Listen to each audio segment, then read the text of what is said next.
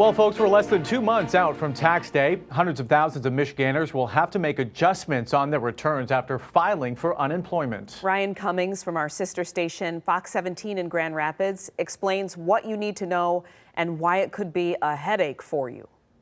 The biggest problem for a lot of people is state documents that are not matching their records. They claim the government took out taxes, but their 1099s show that was not the case.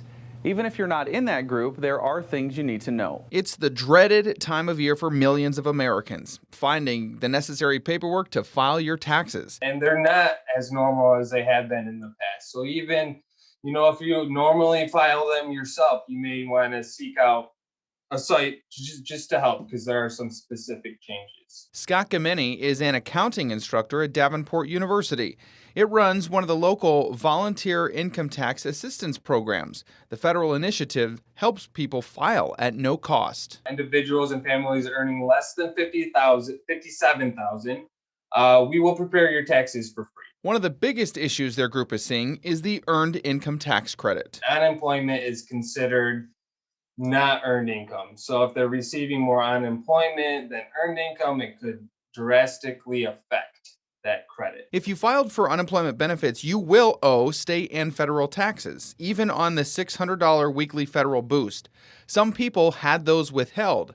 Others, because we were in a pandemic, needed all the money they could get. So just expect in those situations, because it is taxable earnings, to have a tax bill potential. You can use other credits to offset the withholdings that you decided to forego to have more during the year, but there is a higher potential that you will owe money. We've also heard from people who are now getting their 1099s, showing no taxes were taken out, but their payments on their MyWim accounts show they were. So it'd be best for those clients, those individuals, to wait to file their taxes and try to get that corrected 1099 unemployment form that shows their withholdings. Some filers also signed up for health insurance through healthcare.gov. If you did not submit your new income after getting unemployment, you may owe once those payments are calculated. As always, if you feel like your return will be a little more complicated, seek professional help. If you're knowledgeable with taxes and you have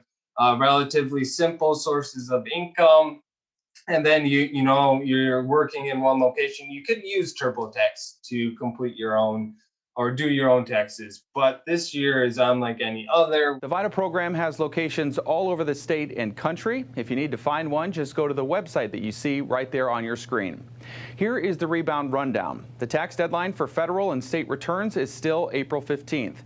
You only need to claim unemployment benefits that you actually received. If you get an incorrect 1099, you can request a new one from the state. The IRS always allows a payment plan, so don't worry if you can't pay it all at once.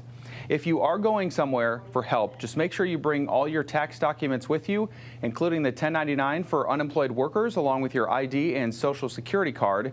The IRS will also send out forms 1444 and 1444B for your stimulus payments. So if you did not get those and you're eligible, they could be added to your return as a credit. And new this year, if you donated cash to a charity, you can deduct $300 on your return and you do not have to itemize. If you had to pull money out of your retirement account early, there is usually a penalty, but you can declare relief from that because COVID is a natural disaster.